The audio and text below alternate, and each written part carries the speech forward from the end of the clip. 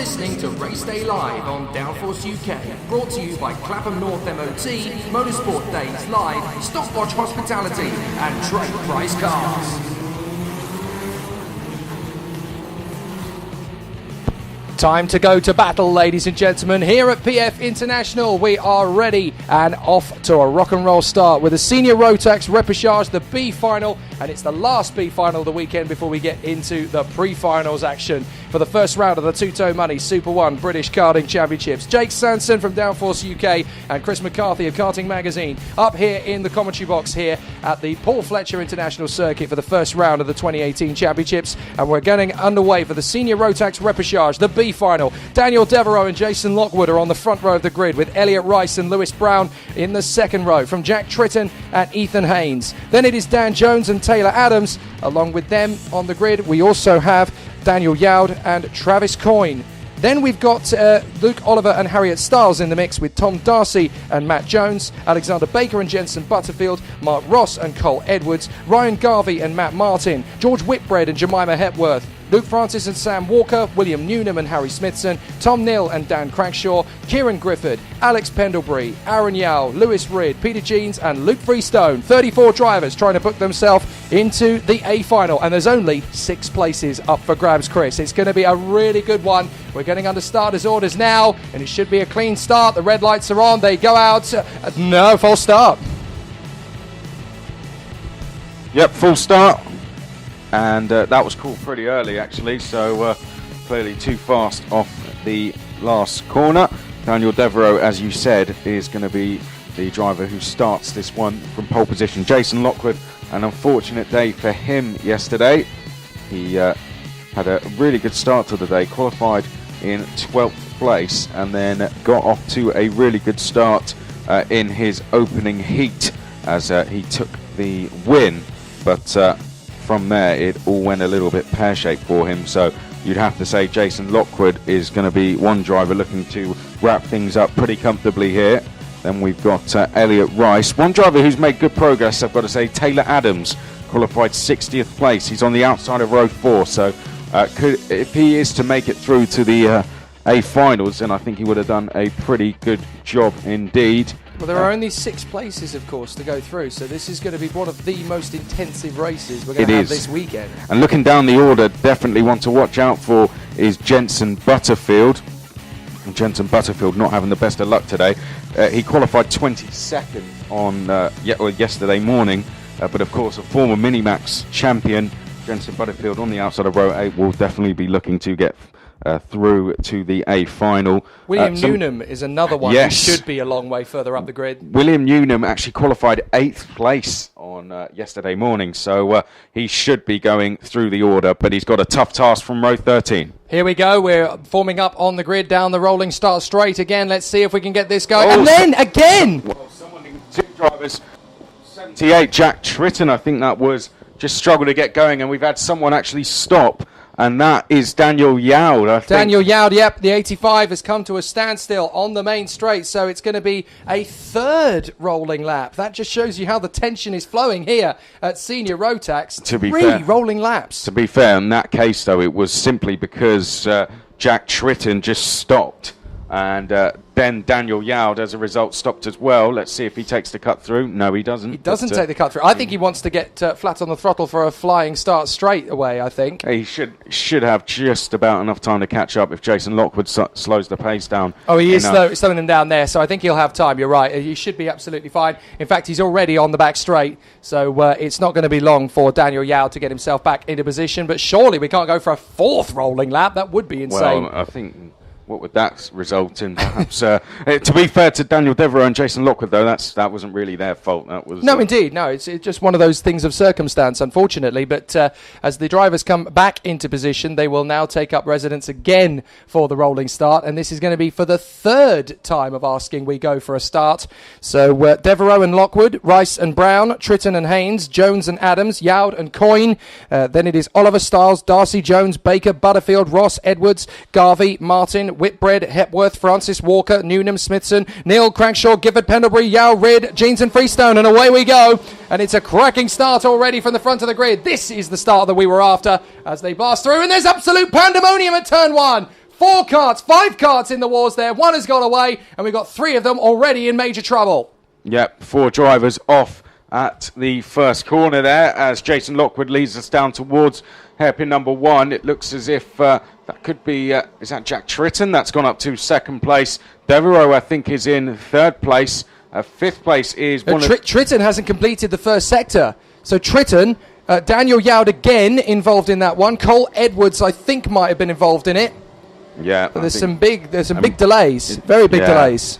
And further down the field as well, is that Newnham? Edwards is involved. Whitbread is involved. William Newnham. Newnham was involved in it as well. So those are the 3 that really bit the bunt. Oh dear, not good from their point of view. Right at the back is the number 11 of Cole Edwards. So dear, oh dear. He actually had to get out of the cart and get going again. So well, Lockwood leads the way, and if I'm Jason Lockwood, I'm probably going to check out and disappear into the distance. I'm not going to get caught by anybody. Devereaux in second from Brown, Rice, Oliver and Haynes, and then we've got those Freestone didn't start by the look of it, or at least is out of the race now. Francis, Whitbread, Newnham and Edwards are the ones right at the very back. So for Cole Edwards, I'm afraid that really is game over. I can't see him getting into the top 6 again from here. Good battles through the field though, as a few drivers making up places. It is Lockwood in the lead. The other 5 going through at this moment are Devereaux, Brown, Rice, Oliver and Ethan Haynes. But there's another 28 drivers behind him trying to get themselves into that top 6. Yep, Jason Lockwood away and clear at the moment. But Dan Jones trying to put some pressure on Ethan Haynes here. Likewise, Ethan Haynes piling the pressure on Luke Oliver. So that battle for second place intensifying at the moment. But no one can catch Jason Lockwood. No surprise to see him running away with this one, considering he won one of their heats yesterday as we head under the Litchfield Bridge now for the 3rd time. Lockwood over the bridge.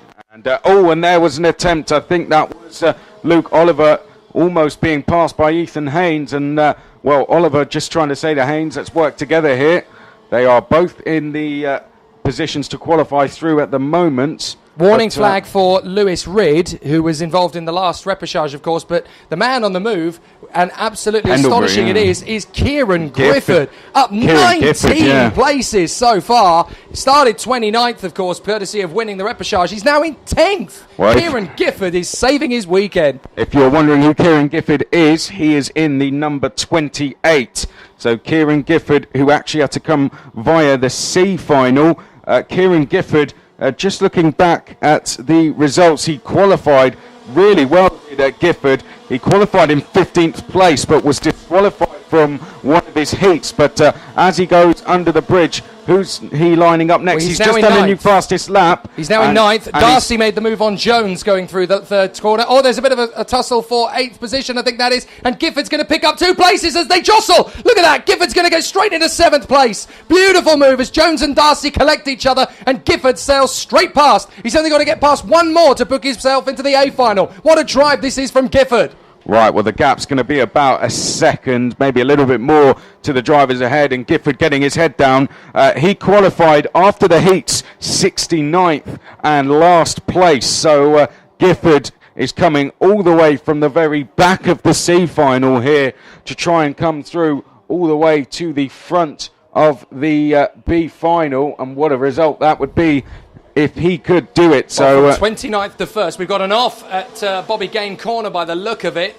Or certainly we've got an off not far away from it. I wonder if it was one of the big names. Taylor Adams has seemed to have disappeared. So Adams and Alex Pendlebury actually are both falling down the order. Adams appears to have come into the pits. That's a shame because Pendlebury's out as well. That's a shame because Pendlebury had moved forward really well, actually. Gained about 16 or so places, but Kieran Gifford is already really closing in now on the likes of Ethan Haynes, just coming out of hairpin 1. Gifford up towards hairpin 2 in that Gillard chassis in the number 28. Look how close he is already to the likes of Ethan Haynes ahead. If he passes Ethan Haynes, he's into the A final. And there's another Gillard chassis trying to break their way through, I believe, in various parts of the circuit. Well, no, we saw Matt Martin a little bit earlier on. He is outside the top 20 now. He looked like he was starting to move up places. Didn't quite make it happen. Pendlebury has rejoined, but he's in 31st. Watch Kieran Gifford out the last corner. 7th, here he goes, up the inside of Ethan Haynes. Setting him up and straight through. He's into the A final. He started last in the C final, Kieran Gifford. This will put him through to the A final. Wow, drive of the weekend thus far. And you've got to say, considering where he's come from, the C final, and he was at the back of the grid in the C final, and he charged his way through to the front. Now he's been 29th on the grid for this B final and has come up to the top 6. Kieran Gifford, take a bow. Absolutely flying at the moment. What kind of lap times is he doing? 58.9 is what he's doing. That kid's on fire right now. Absolutely brilliant. And he's not done there. He's chasing down Luke Oliver. He wants an even better starting position. If he stays where he is, he's in the A final, but he is not done. No, he wants to get as far forward through this B final as he can, as the drivers head out of the last corner and down the start-finish straight. Jason Lockwood goes across the line. He does a new personal best to extend his lead to 1.4 seconds. Look at Lockwood compared to Oliver. Gifford compared to Oliver. He's got so much more straight line speed coming out of that final turn. He's got so much conviction. He is just throwing himself into this race. Here he goes over the bridge. Is he going to make a move there? No, he's going to do the first hairpin. First hairpin. He's got a great exit out of 5. Down the straight. Masterclass. Dives for the inside. Gets it done before he even stops the kart through the apex. Beautifully done. I've got to say, there's a good chance Luke Oliver would have watched that C final. And now he's thinking, how on earth is Kieran Gifford coming past me already? Where has he come from? That is astonishing. Gifford in 5th position now. These 3 up front, Devereaux, Rice and Haynes, are scrapping away over 2nd. We've got 3 minutes and 15 on the clock. He's got time to not only catch them, but pass them all. He could do this. Gifford is having an absolutely amazing day at the office. He had his Weetabix this morning, didn't he? Kieran Gifford always has been a quick driver in the road tax classes, but this is his return to Super 1 for a long time. And he's lost nothing. If anything, he's gained speed. Absolutely terrific. Now, the fastest lap of the race, guess who? Kieran Gifford, 58.83. That's 0.3 quicker than Lockwood out front. That's pretty much the same times we were seeing in the 5th heat yesterday. Danny Russell in the last heat yesterday did a 58.7. So he's already getting towards those times we saw yesterday afternoon. As we head in towards hairpin number 2, Devereaux, Elliot Rice and Ethan Haynes, who are no slacks. Good battles through the rest of the field. Even in the midfield, there's some good overtaking. We just saw a nice little move there from the 36, Peter Jeans, going past Aaron Yao. 2 drivers who ended up in the C final earlier on, also making progress. And with them has come Daniel Yao in 20th position. It's Lockwood from Devereaux, Rice, Haynes, Gifford, Oliver, Ross, Brown and Jensen Butterfield up to 9th place, doing as much as he can possibly do. Tom Darcy rounds out the top 10. Then it's Coyne, Baker, Matt and Dan Jones. Then Garvey, Stiles, Walker, Yao, Jeans and Yaud. Right, Kieran Gifford lining up his next move very shortly. He's done yet another new fastest lap. He's actually now quicker than the times we were seeing in the 5th heat yesterday, 58.72.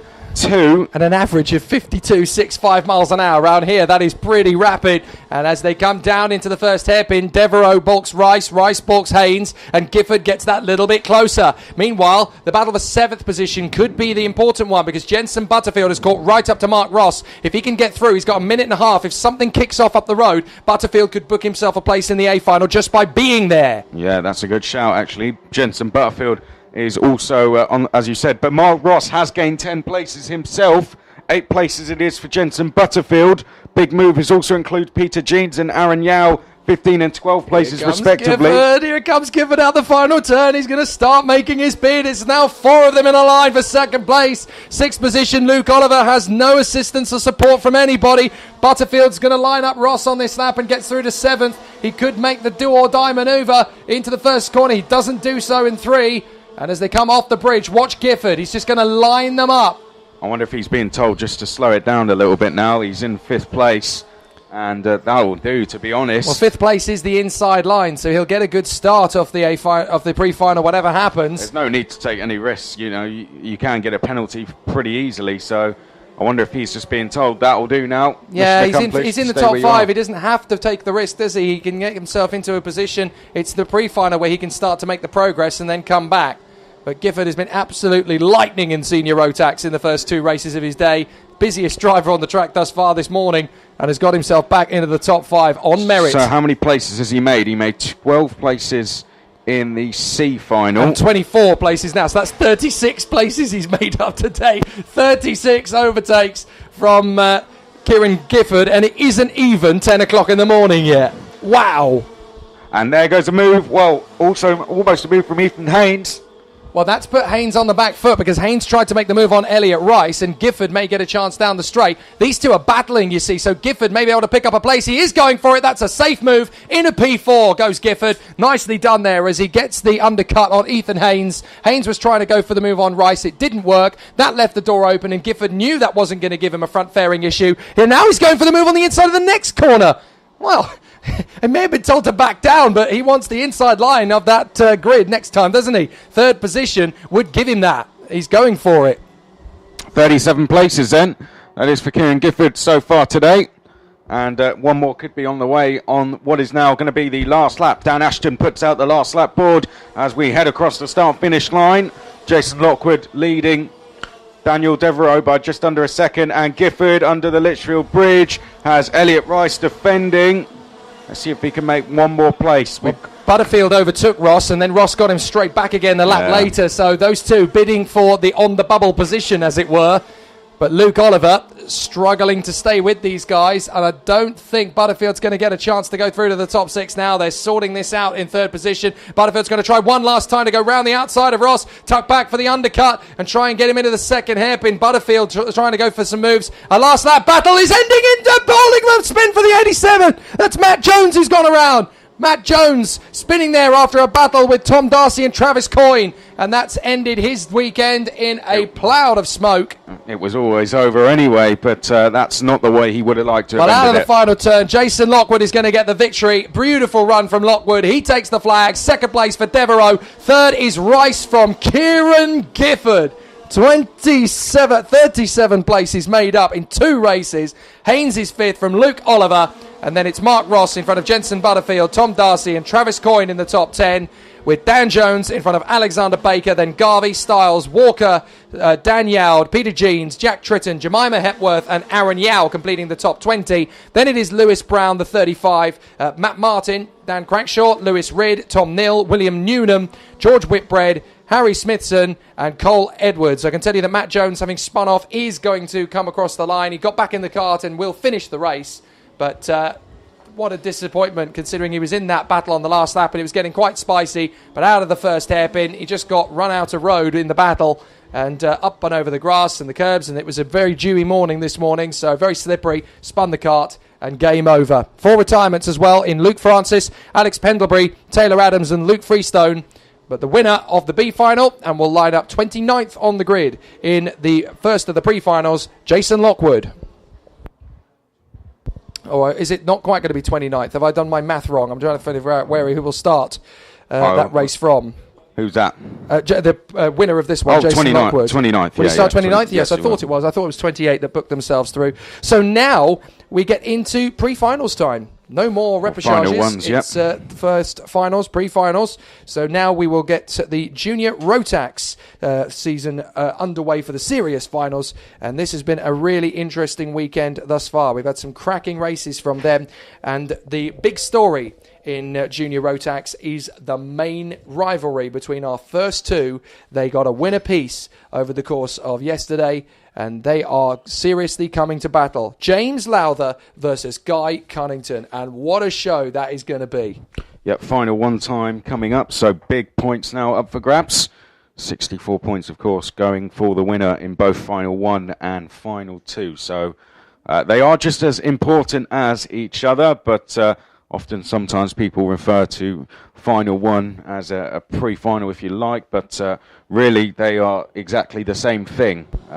Just that final one is where you start after the heats. Final two is where you start at the end of final one. That's pretty much the only difference between them. Jake, talk us through the grid, as I don't think we've had Alex Bentley come out the pits. Yes, I have a feeling. I'll keep an eye on that while you run us through the grid. Okay, so Bentley will hopefully be there on the 10th row of the grid, but the grid looks like this. Lowther and Cunnington on the front row from Finley Bunce and Ben Burgess. Then Samuel Harrison and Kai Hunter will be on the third row from Cameron Thompson and Alex Eads. Then it is Jack Stedman and Anchi Stenning rounding out the top 10. Oakley Pryor and Klaus Koika on the 6th row. Ben Casey and Harrison Collins are on the 7th row of the grid from Hugh Lawrenson and Matty Hingley on the 8th row. Then Matthew Collins and Taylor Babs are on row 9 from Alex Bentley and James Watson.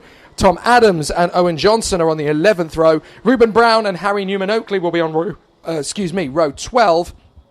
Then we have Joshua Powell and Declan Lee, and then Ryan Taylor-Truman and Connor Merrifield, Tiernan Rourke, Will Jenkins, Bailey Voisin and Harvey Edmondson. So that is going to be the battle as they come to war, and it is going to be a war. Anything from yesterday is anything to go by between James Lowther and Guy Cunnington. Every time one of them got into the lead, the other would not have it and would not stand for it and deliberately got themselves back into the lead again. They will be at each other's throats all day long if things keep going the way they are. It's going to be a clean start. Yes, it is. And away, Lowther. Oh, goes straight into Cunnington as he cuts across, and that's dropped Cunnington down to third behind Bunce. We've got 2 off on the approach to the bridge at turn 1.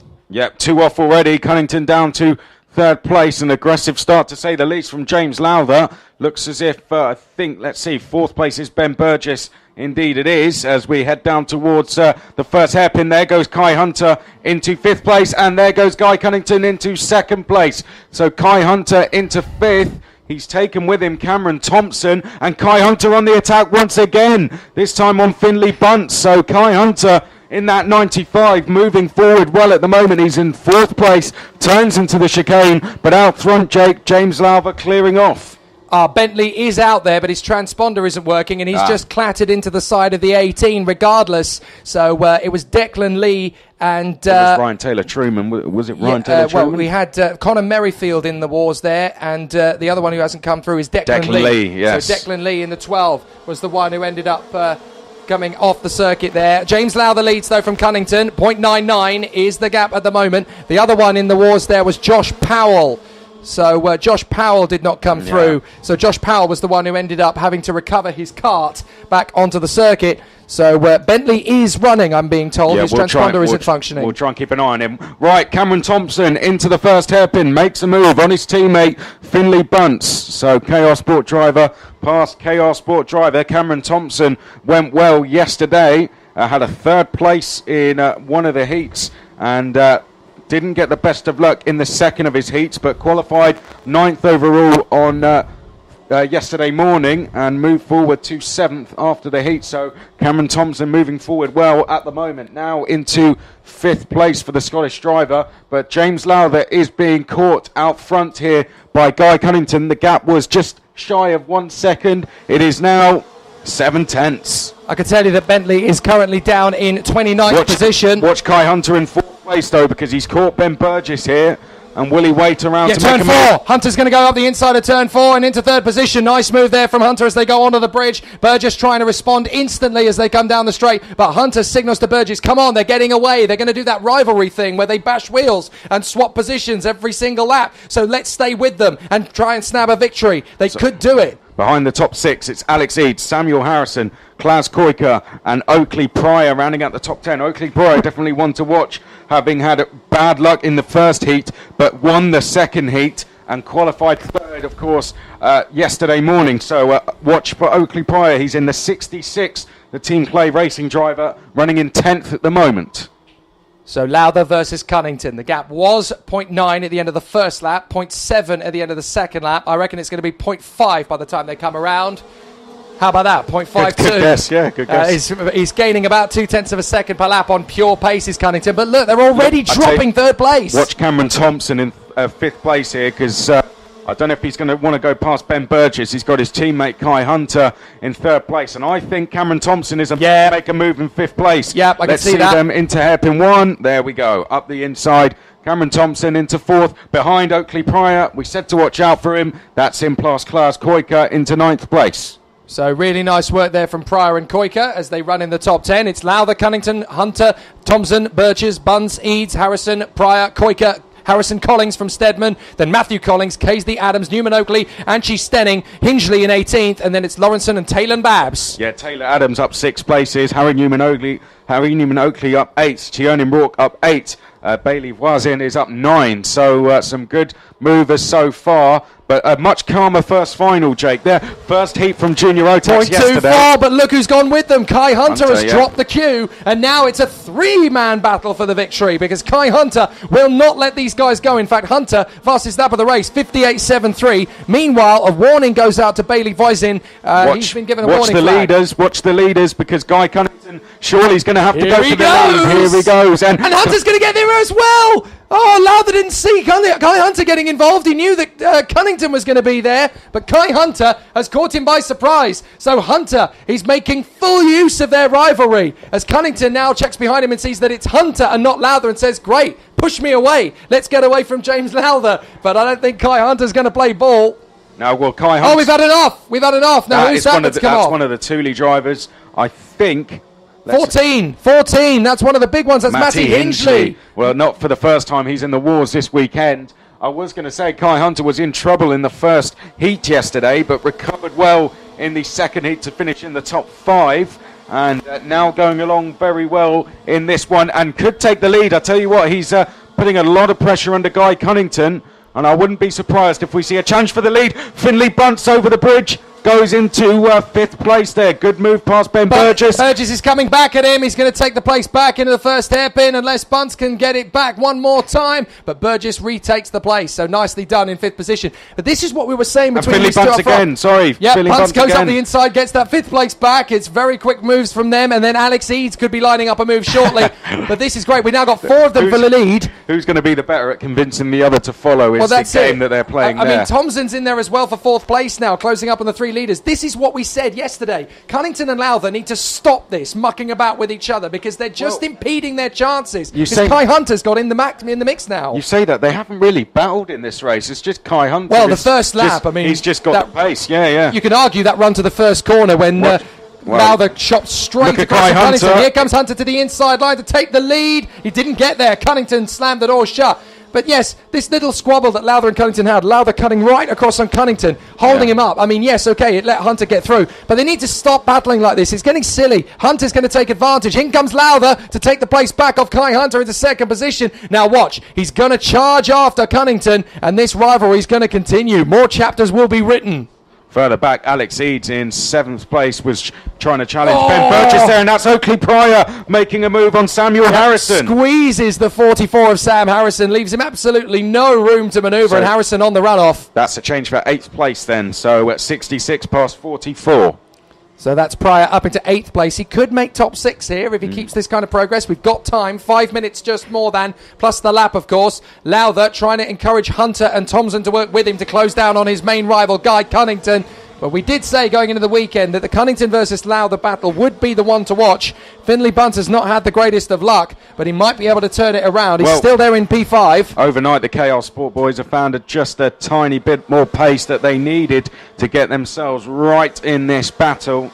So good work by those guys, but Cunnington and Lowther have got to try and get their advantage back if they want to make it a two-way fight. Behind this, Finley Bunce is 5th as he turns into the 2nd hairpin. Burgess, Eads next along, Pryor trying to chase them down. Then it's Harrison, Koika, and look at this little battle going on into the chicane. That's Tom Adams, I think, leading Collings, Stedman and Newman Oakley, I think, not behind that as well. Tom Adams having made his way up into 11th place now. That means he's moved up 10 places through the field, having got past Matthew Collings, the Scottish champion, who gets a warning flag, and also past Harrison Collings, the 96. So across the line, 4 minutes just over, plus 1 lap, and these 4 have broken clear. Cunnington, Lowther, Hunter Thompson, but Lowther is only 0.3 back on Cunnington. Yeah, well, Cunnington is doing a good job, actually. He's under a lot of pressure, but setting personal best laps after personal best laps, and Lowther is doing the same. In fact, Guy Hunter and Cameron Thompson are the ones going slower. Further back, Ben Burgess in 6th place. Is he becoming a little bit impatient behind Finley Bunce here? Is he going to make the move? He's not. He's got Alex Eads closing in, and Oakley Pryor, I know we've mentioned him a lot, but he's really closing in on those 3 as well. Yeah, Oakley's really seemed to have turned over a new leaf in the last few hours. Overnight, he's got a little bit more of a burst of speed, and he's now giving Bunce, Burgess and Eads something to think about. The next time Burgess and Eads check over their shoulder, they may find that their opponent is going to come from Oakley Pryor, and it'll happen a lot quicker than they realise. Here we go down the straight. Lowther dropping Kai Hunter a little bit. The gap opens up to 4/10, 2/10 of a second back to Guy Cunnington. So Cunnington versus Lowther is going to happen again. Yeah, I mean, going back to Oakley, he only did 2 rounds last year, so we didn't really get to see anything from him. But Alex Eads goes past Ben Burgess, just going on to the now Lowther's made a mistake. Look, Kai Hunter's going to get him. Kai Hunter makes a mistake. Kai Hunter moves up to second place, and Lowther, having made that little error, has now got to try and come back on Kai Hunter. Hunter's back on the inside for the second hairpin. Lowther's losing bags of time. Now, from his point of view, third position would not be an awful place to start, because then he would line up directly behind Cunnington. If he gets a good start in that final, he will follow him through in a second position and then just restart this battle all over again. So he doesn't want to be panicking too much about finishing third on the inside line for the final. That's not a bad place for Lowther to start. Yeah, but of course this is championship points and you want to score as many as possible. So if this was a pre-final with no championship points, Lowther would probably stay there, but this scores the exact same amount of points as final 2, so realistically I think he does need to fight back, and I think he will. So if he can keep things going, it's going to be an interesting one as they drop down the straight. Cunnington in front of Hunter and Lowther. Fastest lap, from Tom Adams. Now up to 11th place. Alex Eads in 5th place, makes for the move on Bunce. Yeah. And Burgess trying to shake off the attentions of Oakley. Pryor, but Pryor getting himself right into the mix as well. So let's see if the battles continue on. Up and over the first curb. Left, right. Second place is still up for grabs. Cunnington's being allowed to get away here. Hunter has got himself right into the mix. I don't want to jinx it, but if Kai Hunter does not close the gap down to about 2 or 3 tenths very shortly, then he's going to have to go on the defensive. He'll have no choice. So Cunnington at the moment controlling this race very well out front.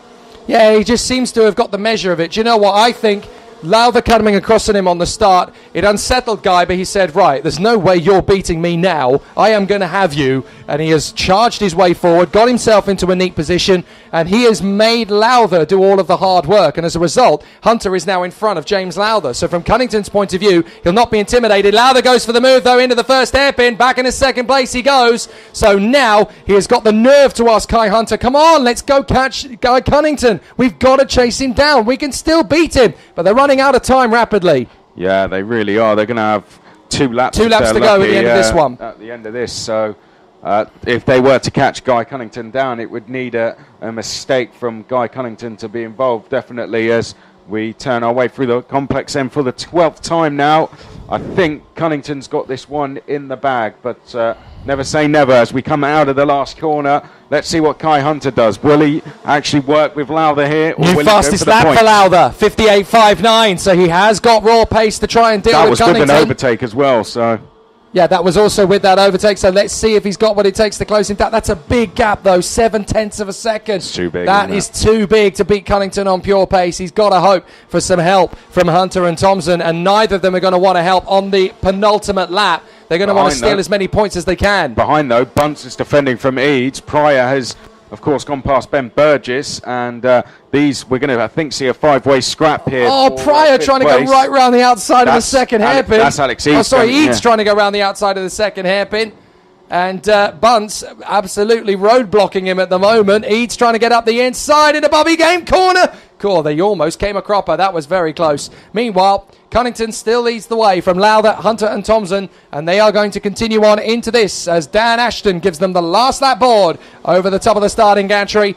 And it's James Lowther's mission to try and close up on his main rival for 2018, Guy Cunnington. But he learnt a little lesson there. Kai Hunter got in his head and has... There goes Kai Hunter up the inside. Makes the move for second. Who's going to be second? Cunnington defends. And that's the victory gone. Now he's just got to try and hang on in front of Hunter and Thompson. Thompson hanging back in 4th position. He's going to get them both round the outside. Thompson tries and he comes a cropper. Well, it was a nice move from Thompson. And he's got space to hang on to 4th place. Fair play to Thompson for giving it a go, but he just got caught out on the exit. Nothing malicious at all. Bunce has got them queuing up behind him as well. There's about 7 of them behind him. You got, I think is that the number? Adams, that's Adams in there making up progress. Oh, contact in the middle, and Adams gets taken off. That's Pryor who spun. Adams is gone as well. I think it's Burgess in there. Burgess has gone as well. Burgess usually delayed. He went over the grass. Checkered flag, and it's an easy victory in the end for Cunnington. Lowther in front of Hunter and Cameron Thompson, who's going to be 4th. I think it might. Who's going to be 5th? Sorry. Yeah, it's Bunce and Eads, and then Burgess. Then it is Burgess, so he dodged it. Then it's Matthew Collins who comes through. So it was Pryor, Adams, and... Pryor actually spun round. He was facing the wrong way. Yep. Burgess had to take to the Adams grass. got held up. So too...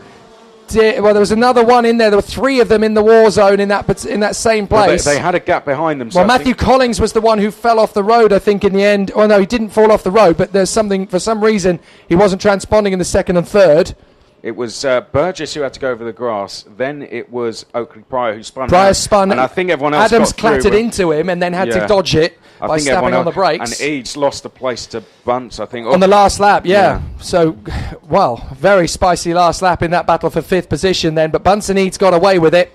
But that was all going over the curb at the left-hander, and it all just came unstuck. But Guy Cunnington draws first blood in the first final of the season. Guy Cunnington takes the first proper victory in the season, and that's going to be a really nice feather in the cap for him, especially when you consider that he was manhandled into that first corner by James Lowther. Don't think so, mate. You're not going to have me around the circuit like that. I'm going to get you straight back. Vengeance was sweet for Guy Cunnington, and he takes maximum points from that final. Lowther in second from Kai Hunter, Cameron Thompson, Finley Bunce, Alex Eads, Ben Burgess, Matthew Collins, Samuel Harrison, and Klaus Koika in the top 10 across the line. Then Tom Adams in front of Jack Stedman, Harry Newman-Oakley, Harrison Collins, Angie Stenning, Taylan Babs, Hugh Lawrenson, Ben Casely, Oakley Pryor, and Tiernan Rourke. And then we have Ryan Taylor-Truman from James Watson, Harvey Edmondson, Owen Johnson, Matty Hingley, Will Jenkins, Reuben Brown, Connor Merrifield, Bailey Voisin, Declan Lee. I think, well, actually, Alex Bentley might have been in front of Declan Lee in the end because, of course, he wasn't transponding. And then Josh Powell. So all of them finished. There was an awful lot of topsy-turvy, flotsam and jetsam around the circuit in the process of getting there. Well, there we go then. It will be, of course, Guy Cunnington who leads the championship going into that second final. Having scored a few more points there, 4 more points in total over... Guy Cunnington, of course, leading the championship, 4 more points ahead of James Lowther. So Kai Hunter definitely would have made some progress with that third place, with the likes of Ben Burgess losing a couple of places right at the end there.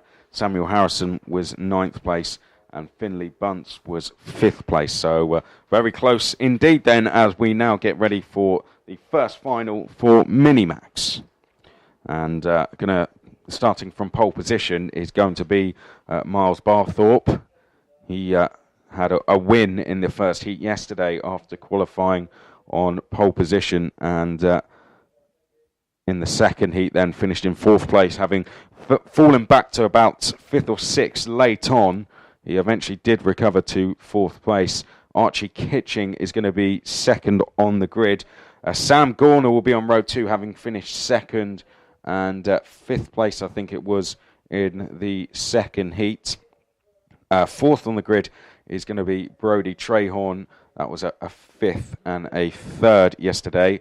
Max Edmondson and Marcus Littlewood are row 3. Charlie Knight and Sean Cuss, row 4. Alexander Hughes and Ellis Pulio, row 5. Callum Voisin and Machi Hamera, row 6. Jack Finch and Jed Murphy, row 7. The other win went to Max Edmondson. So far this weekend in the heats, Barthorpe and Edmondson have taken the wins, Jake. Yes, and now we come into Minimax for the first final.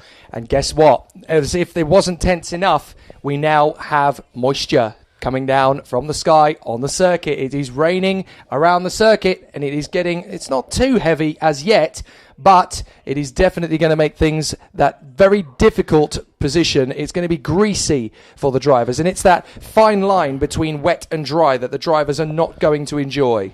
I mean, let's get them out on track, and it should be okay for now. It depends how bad it is, but it's not heavy. This is the thing. It's be all right. Falling a little bit. I mean, the only reason I spotted it was looking at the digiboard, and I could see that the black background gave me a sight that it was falling. And then I had to give a quick nod to Dan Ashton. Is it raining? Yes, it is a little bit, not much. And it's that psychological rain. That's what's going to really make the difference. It's going to look worse on the visors. Yeah, exactly. So it will be worse on the visors than it will be on the actual tyres. But if it gets any heavier during the race, then you're going to get that nightmare scenario that no driver likes, when the circuit is a little bit damp, but you've got slick tyres, you've got that fine line between barely any grip at all. So all drivers really want either bone dry or completely wet. You don't want halfway in between.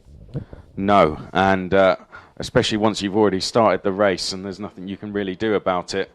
As the drivers head out onto the circuit then and head into that first hairpin very gingerly.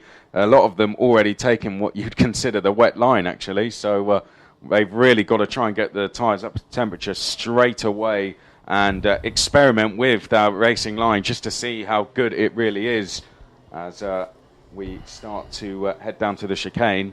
If you're Miles Barthorpe, you'd want to just keep a good speed up all the way round to the last couple of corners just to try and get the tyres up to temperature. But maybe I he think knows we're something going to we be okay. Maybe he knows something we don't. Barthorpe That's on pole it. position, Kitching. No, that's probably a lot of things. So. Yeah, Barthorpe and Kitching on the front row, then Gornall and Trehorn on the second, Edmondson and Littlewood on the third, from Charlie Knight and Sean Cuss, Alex Hughes, Ellis Paleo, Callum Voisin, Machi Hamera, Jack Finch and Jed Murphy. And this is going to be an interesting one. The first final for Minimax in 2018.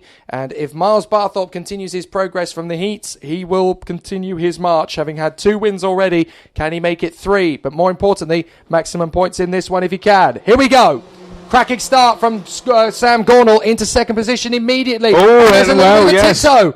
Yes, well, that was tricky grip. I think that was Archie Kitching running wide, getting all crossed up, going underneath the Litchfield Bridge there through the first couple of corners. They're struggling, you see. There's been a little bit of rainfall, not a massive rainfall, you've got to understand, but it's come down quite heavy in terms of the level of water, but the shower itself is not that big. We got jostling for positions. Oh, and a spin! In for Gornall! Gornall has spun at the first hairpin. He clips the barriers and keeps going. Rejoins down in 14th position, but that is the first sign that the conditions are very tricky indeed. Kitching trying to find his way back on the inside of Edmondson, who's now second. Yeah. Fourth is Littlewood. Fifth is the 41 of Brodie Trehorn. But they are struggling for grip. They're really starting to have a bit of an issue here as the greasy conditions on the circuit are a lot worse than they first thought. A lot worse than we first thought. Yeah, some inexperienced drivers at this level in this group as well. So what you might expect is a lot of nerves and perhaps just not getting the tyres up to temperature as quickly as they need. But no such problems for Miles Barthorpe. He's gone. He's gone. He's 2.6 clear at the end of the first lap. Yeah, when was the last time anybody in Super 1 had a lead of 2.6 seconds at the end of the first lap? And Marcus Littlewood goes through to third place past Archie Kitching. So he's took the normal racing line under the bridge, whereas Kitching pulled to the outside. And Littlewood actually looks pretty comfortable in these conditions. I was just going to say, on reputation alone, Marcus Littlewood needs to have a really strong performance here because he's got the Spirit of Senna backing on his kart, of course. Now, meeting has now been changed from a dry meeting to an open meeting. So basically, you can go for whatever you think the conditions suit you best. But Marcus Littlewood, I was just going to say, his new team, of course, Spirit of Senna. Obviously, Senna has the reputation preceding him as the rain master in his karting days, his Formula Fords, his Formula 3 and Formula 1. So Littlewood needs to be fairly handy in these conditions. And he's gone to second. He has moved into second place. So there you go. These conditions, Marcus Littlewood, the Spirit of Senna lives on. Yep, so out the last corner. I don't think he's going to be able to do much about Miles Barthorpe. The Coles Racing driver has absolutely checked out. 4 seconds clear now in 2 laps. You used to see Schumacher doing this in Monaco in the rain all those years ago, but this is pretty impressive from Miles Barthorpe. And here we go. It looks like the battle for second still on. Yeah, Littlewood having to defend from Edmondson. Kitching is starting to get closer to them now. See, Kitching has finally worked out the conditions, and now he's able to push. But the thing is, there wasn't a massive amount of rain. Now, I think the rain has eased off a little bit. It's still falling the tiniest bit. It's drizzle, that's the thing. It's not full rain shower. So these guys are actually really struggling in the first couple of laps because the conditions are still changing. There's a move into the second hairpin, but it didn't go quite well. That was Ellis Pulio just trying to hold off Charlie Knight. It looks as if Miles Barthorpe's having to work the front tyres really hard, actually, at the moment, just to get through the hairpins. But he's dealing with the conditions very well. It doesn't look like he's taking a particularly wet line. He's staying on the dry line, but just working those front tyres a little bit harder than you usually would.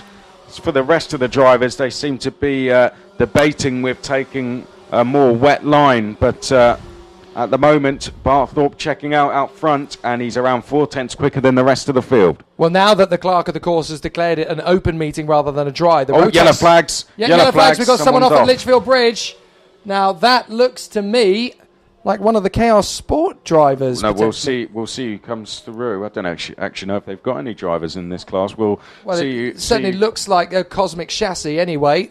That is the 43, I think, Charlie Knight. Yeah, Charlie Knight went off there at turn 3. So problems there on the Cosmic Chassis of 43, Charlie Knight, as he loses it there. But I was just going to say, now that it's been declared a open meeting, it's going to be interesting for one thing and one thing alone, and that's the next class out, the Rotax 177. They're going to be looking at this race, trying to judge the conditions, and they'll have to go out and see what they can do. But surely slicks is the only way to go. No, they're heavier, so particularly for them, I think they'll be fine. But and very experienced as well. So now, interestingly, Littlewood is fastest of all in the first and second sectors, but he's losing a lot of time in the last sector. That is how Barthorpe is going to get this race won, because he's got the fastest lap of all, based on his final sector. His final sector, Miles Barthorpe, is really, really strong. Littlewood can gain ground on him in the first and second parts of the lap. He's actually dropping Edmondson as well. So Littlewood's driving beautifully here, but he can't really match Barthorpe in the final sector at the moment. That's where he's not going to get him. Well, this is literally the worst class to send out in these conditions, because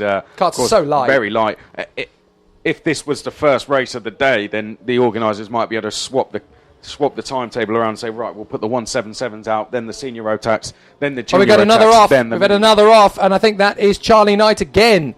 So Charlie Knight again has had an incident and not come through. It's up at Bobby Game Corner. And it's actually... it's not. It's on the Mike Wilson complex. My apologies. And he's walking back to the pits, and that is the race over. Charlie Knight done and dusted for race 1. He will have to start race 2 from the back of the grid then. Barthorpe continues. Look at that at 104.97. Well, that tells us the track's getting quicker and quicker, because he went purple sector 1, purple sector 2, purple sector 3. So track's getting quicker. He's just got bags of confidence now. So I think the rain has stopped. Yes, it looks to me like it has. So that little bit of drizzle has definitely spiced up the first couple of laps, but for Barthorpe, it's just another walk in the park. And now he finds himself 5.4 seconds clear. The track is biting. There's enough heat in the tyres. He's got the grip. He's got the confidence. See you later, fellas. It's unfortunately stretched the field out, though. That's one thing it has done from a neutral point of view. It has kind of dissipated the field. I mean, Kitching might have a chance to close up on Edmondson, because he's only about 2-3 seconds, 2/10 of a second behind him now. Further back, who have we got out the second hairpin here? Well, Gornall's making progress, because he's made his way past Cuss, Finch, Hamera, Hughes, Voisin and Murphy now. So next for him, Paleo. So Paleo is next. He's 2 seconds up the road, but his lap times demonstrate he's definitely got what it takes to catch him. Paleo, 0.3 of a second deficit in the first split, 0.3 of a second deficit in the second split as well. So Gornall may have time to get up into the top 5. He's got 5 minutes to do it, plus 1 lap. So Gornall does have enough time to get there. Archie Kitching goes quickest, 104.8 in his attempts to close down Max Edmondson. He's in a good position. Having someone to follow, definitely what you want in tricky conditions like we do have at the moment. Marcus Littlewood doing a very good job as well to move his way through the second place. Quickest in practice yesterday morning, Marcus Littlewood, and then didn't have, of course he had that spinning qualifying which put him in 6th place, and just hasn't had the weekend we may have expected, but it's coming good for him now. The big points are up for grabs. Gornall comes from a long way back on Ellis Paleo. That was a long way back into the corner, but he just knew that Paleo was not going to be much of a threat to him in the second hairpin, so he dived down and has moved himself up into 6th place. Now the charge is after Brodie Trehorn, and the deficit is just under 2 seconds. Fastest in the first sector, Sam Gornall. Fastest in the second sector, Littlewood. Fastest in the third, and making it a new fastest lap, Miles Barthorpe again, a 104.41. Kitching, though, having closed up on Edmondson, had not the tidiest of laps that last time by, so he's not quite able to go for the position. But from Littlewood's point of view, second place, he doesn't have too much to do for the rest of this. Just stay as he is, stay on track, looks over his shoulder. That'll do. Archie Kitching could do him a favour if he starts to battle with Max Edmondson. Oh, he's made up a lot of time in the braking zone. He has got so much more confidence on the brakes. It's just he has that person to judge, doesn't he? Max Edmondson can almost take the risk. So Archie Kitching at the moment in a good position. Yeah, Kitching on and those 2 hairpins alone, Kitching has made up about 3 4 kart lengths and gone fastest of all in the first sector and second sector as well. So Kitching really has the rhythm. He's now right on the back of Edmondson's kart. So It's only a matter of time, surely. Yeah, Kitching definitely has the confidence here to keep pushing on in third position if he can get through. Barthorpe new fastest lap, a 1:03.88. It's that last sector. He is so strong in the last sector. That's how Barthorpe's able to pull out this gap. And, Kitching doesn't get the fastest lap of the race because, again, Barthorpe is just monstrous in that final sector. He's just so good there. Half a second quicker than Littlewood alone in that last sector. And even the closest man, even the closest man to him in terms of pace, Edmondson, and Alex Hughes has just done a very strong last sector there as well, 21.13. The fastest of all is Barthorpe on a 21.0. So good work from Hughes there in the final sector. Yeah, down in 9th place, but showing that he's very capable of setting some decent lap times. That's definitely stuff we want to see. Well, I wonder if the rain that came was more sort of in the middle of the circuit rather than to one end of it, because this is obviously a very long circuit, very long and narrow, and there are patches of rain that come across this circuit from time to time, and we've seen that in years gone by. So I think that that last sector is actually going quicker. I mean, of course, in the first sector you have big braking points, and when it's wet, obviously, that's very tricky to get. Yeah, you have to be a bit more tentative. But that here's Edmondson on Littlewood. Edmondson on Littlewood, stormed straight through. Did Littlewood make a mistake in that final sector? I think he... Well, he set his personal best, so... Yeah, it's a tricky one. I think Edmondson on pure pace just had enough, and now Kitching is coming at him as well. Right, here we go, off the bridge. Will Littlewood fight back down towards the first hairpin we go? Yes, he is. So Marcus Littlewood back into second place. Kitching's going to pop on that inside line. Kitching through into third place, so Edmondson down to P4. Littlewood second. Here comes Edmondson once again, back into third place. Very nicely done. Rolls off the exit, cuts back across to make sure Kitching can't get him done. Well, a nice little shuffle of the deck, and it's as it was a lap ago. But I want to say, good driving that from Littlewood to go straight back past. Yeah, Don't absolutely. let Edmondson get the chance to break away. Just go straight back past. Well, this is the thing. Littlewood wasn't fazed by that in the slightest. He just knew where he could get him. He lined him up, got a decent exit out of 5, off the bridge, down the hill, and that's where he got him back. And look, that gap has opened up again. So Littlewood, very nice work indeed. Down the start-finish straight then. Marcus Littlewood there going across the line. He's 7.5 seconds back from Miles Barthorpe. But Barthorpe that good? Yeah, just brilliant. And he's just done a new fastest lap as well as the track continues to get quicker. Behind this is that Brodie Trahorn and Sam Gornall going to battle. I think it is. Yes, and Gornall's through. Gornall's through on the inside line. Is he? Oh, no, not quite. Actually, I think that might be Gornall through. Yes, it is. So Gornall has got Brodie Trahorn. Up into 5th position, then goes the 96. So Gornall has got Brodie Trahorn. Trahorn tried to come back at him into 5, and it didn't work. So out of the first hairpin, turn 6, all going. And now Edmondson and Kitching are getting back onto the tail of Littlewood. They're not done with him yet. But we are about to run out of time. So I'm not sure if there's going to be one more lap or not here, because it's going to be very close as they come through. There is going to be one more, I think. 3, 2, 1 second to go. Oh, there's going to be 2 laps to go. Well, that's great news if you're Edmondson and Kitching. Not great news if you're Dan Ashton. We're getting very cold on the top of the gantry. But anyway. There's a change for second place. That is, yeah. Edmondson dives through into P2. And Kitching's going to have a look as well. Is he? No, not quite close enough to throw it up the inside of 3. Gornall is still having that mega battle with Brodie Trahorn as well. Littlewood tries to come back. He needs a good exit out of 5 to line up Edmondson. He's been held up. This is Kitching's opportunity now. Kitching's going to have a go at Littlewood into the hairpin, and Littlewood knows it. Yep, Kitching up the inside. Then Marcus Littlewood concedes the place. So he's been up and down this battle as Marcus Littlewood, but he's got 1.5 laps to try and get back through into that second place as they make their way down to the chicane for the penultimate time.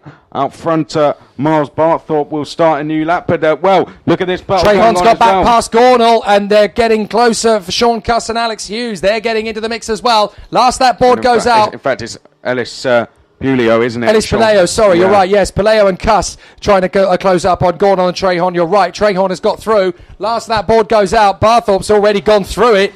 Edmondson, Kitching and Littlewood are 7.78 back, but the 3 of them are still going to battle on this last lap. Littlewood, I'm not sure he's going to get the podium now. I think he's too far back. No, top 3 finish may be a big ask, but there's still a long way to go if Archie Kitching can make a move. He's just cruising out front, but the thing is, his cruise control mode is still very fast indeed. And Edmondson on the defensive down towards the first hairpin. Kitching and Littlewood are going to close in. Yeah, the thing is defending without need, because Kitching was not as close as he realised he was, so he's had to defend. He's come offline, and that slowed him up and actually backed him into Kitching and Littlewood. They now have a chance. He shouldn't have defended quite so badly, because then he wouldn't actually have lost that much time. Well, it looks like he's going to be okay, to be honest, as we head down. Yeah, he'll be all right. He'll still corner. hang on to second. We're in the Mike Wilson complex. He's not going to lose that. The man up front isn't going to lose anything at all. He barely even breaks a sweat. Miles Barthorpe makes it 3 victories this weekend, and the main one being the final. An absolutely brilliant result. Oh, sorry, it is 2, isn't it? Because Kitching got 1. But Barthorpe, a victor from Edmondson, Kitching and Littlewood. So that second and third, fourth place remains the same on the last lap, although the final lap of the race, the fastest of all, from Marcus Littlewood in 4th place. Gornall, Trahorn, and over the line, that was Palaio and Cuss, separated by 0.02 of a second. Palaio just in front, Hughes is 9th, and Machi Himera will be 10th, in front of Callum Voisin and Jed Murphy, with retirements, unfortunately, from Jack Finch and Charlie Knight. But Miles Barthorpe takes his 2nd win of the weekend. My apologies to Archie Kitching, because he did get a win yesterday. The other win went to Max Edmondson. Oh, sorry, it was Edmondson. My apologies. This is the problem. So much has happened over the last 2 days. I'm struggling to keep up with it, but it was Edmondson who got the win. Apologies to Max Edmondson. But yes, victory in yesterday's race, and a 2nd this time means that our 2 race winners from Minimax will start on the front row of the grid. Updated points then. Miles Barthorpe leads the championship, 129 points. Archie Kitching 2nd in the championship now, 124 points. Max Edmondson 3rd with 123 points. Sam Gornall drops to 4th after that earlier spin, 120 points. Then it's Marcus Littlewood with 119 points. Then it is Brody Trahorn, 118. Behind that, Sean Cuss, 108 points.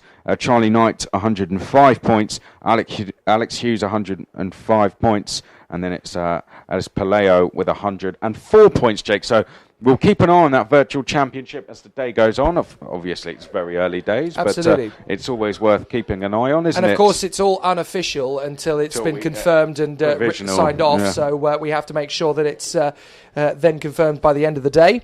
So it's all going to be exciting stuff and good battles all the way through.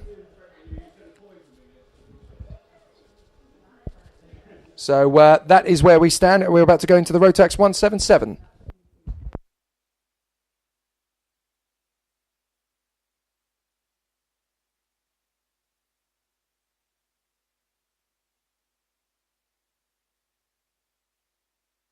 So we get into the Rotax 177. It is Louis Large and James Moorcroft on the front of the grid. Then it is Oliver Smith and Chris Thomas, Chris Wright and Jamie Tsyra, Jason Wilson and Charlie Whaley. Then it is Alex Rowley and Lucas Vaus, James Beecroft and Joe Fifner, Marcus Basley and Ian Branfield, Daniel Martin and Colin Davis, Paul Warrener and Chris Sawyer, Gary Anderson and Darren Whaley, Adam Sadler and Dan Milner from Alexander Luck, Ross Meakin, Tim Darlow, Kevin Ford and Tony Dickinson. 2 names right towards the back there, Chris. Alex Luck and Tony Dickinson. A nightmare weekend for both of them so far. Alex Luck had a great opportunity to go for the win at one point. Mechanical problems kept him out of contention on only the 2nd lap of one of those heats. Dickinson, he broke down in the very first heat of yesterday, having missed qualifying, and has barely done anything. Whether he'll still be here or not is still up for debate. Yeah, well, Alex Luck actually picked up a penalty in the 2nd heat after finishing 5th place, I think it was,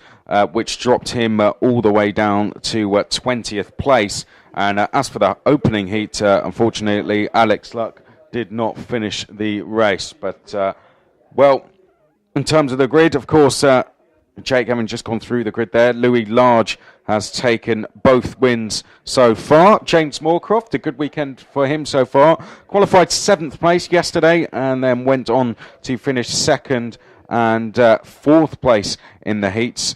Oliver Smith, a 5th place and a 2nd for him yesterday after qualifying on pole position. Chris Thomas was 3rd in qualifying, a 4th and a 3rd for him, so a very consistent weekend for the reigning champion so far. Chris Wright has had a 3rd place after qualifying in 4th and then scored 27 points in the 2nd heat, which is 8th place. Jamie Tsyra, perhaps one of the most impressive drives yesterday. He qualified in 16th place and had 2 6th place finishes.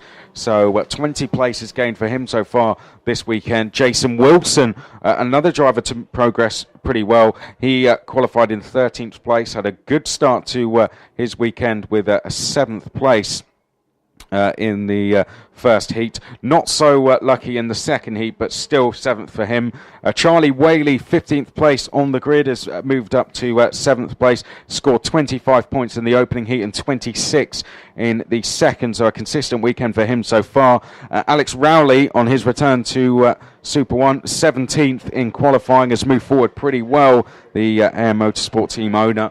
Lucas Vos, Jake, was very impressive yesterday, but don't think, in my opinion, didn't really get the luck he perhaps deserved. Was caught up in 1 or 2 incidents. He qualified 8th place. Not a good first heat, but the second heat saw him finish in 5th place. So Lucas Vos could be one of the ones to watch here. As we look a little bit down the field, we've got the likes of Joe Piffner, James Beecroft on row 6, Marcus Basley out of position, Alex Luck, as you mentioned, definitely out of position down on row 12, and Tony Dickinson, the number 3, all the way down on row 14. Well, he's barely even turned up, Tony Dickinson. Yeah. So if he's going to be racing, then hopefully he'll be fighting. He is out there, so he is out there, so that's good. So hopefully Dickinson can put the reset button on his weekend, and hopefully it'll all go well from here. So we line up, we come down the straight, we race. Yes, we do. Cracking start from Oliver Smith as he tries to split the middle up the inside, and everybody's sliding sideways. There's still that Thomas. moisture. Thomas goes off. So too did the 21 there of Moorcroft. So both both Thomas and Moorcroft went off there at the first. You see that outside line. There's still moisture on that far side of the circuit, and that's catching drivers out at the start. We've had it in both the Minimax and now the Rotax 177. I think that's Oliver Smith losing 3rd place, going down towards the first hairpin. 2nd place. Now, who is that that's come up to 2nd? Is that Jamie Zyra that's gone up to 2nd? It is Jamie Zyra. Yeah, Goodness me, what a start from Zyra. And he gets himself there in 2nd place in the 39. So a cracking getaway from Zyra. 63's up to 3rd place. That's Jason Wilson. Then it is Wright. And then James Beecroft is in 5th position, so he's moved his way forward big style.